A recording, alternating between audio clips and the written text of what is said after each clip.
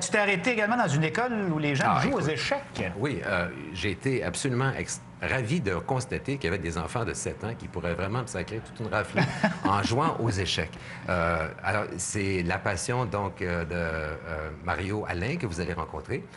Mario a proposé à une école primaire de la région d'aller présenter, d'offrir des ateliers sur les échecs. Finalement, ça a pris beaucoup d'ampleur et très rapidement, les enfants ont eu le goût de ça, même si on est à l'heure du vidéo. Moi, c'est un peu ce qui m'a intéressé. Ils jouent vraiment avec des vraies pièces, là? Ils jouent avec des vraies pièces, des petites comme ça, des toutous ou encore des... Ben, le roi ou la reine, ils sont à peu près ça tout. Alors, on va aller faire une petite partie d'échecs. Allons-y. On utilise différents formats de jeux, des petits, comme vous pouvez voir en arrière, jusqu'à des géants. Et puis, bon, l'idée, c'est de faire participer les gens et de faire rencontrer les gens et de développer également une expertise dans le jeu d'échecs, dans la maîtrise des stratégies qui sont applicables à bien des domaines, à bien des aspects de la vie. Tu me faisais la fourchette, fait que c'était... Mais je l'ai récupéré. Tu as joué très, très bien jusqu'à date. Le truc, c'est de rendre ça très amusant. Les enfants, tout de suite, sont séduits par les personnages.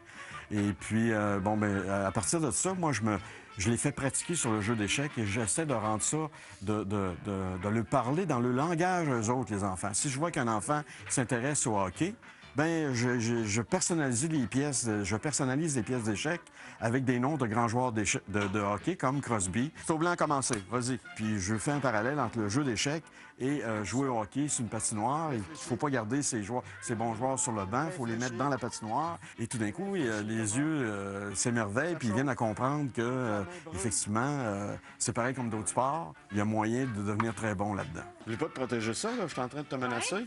Ah, c'est là que tu voulais aller. OK, c'est bon, je te menace. Je peux plus rien faire. Un enfant qui pratique ça développe des raisonnements complexes.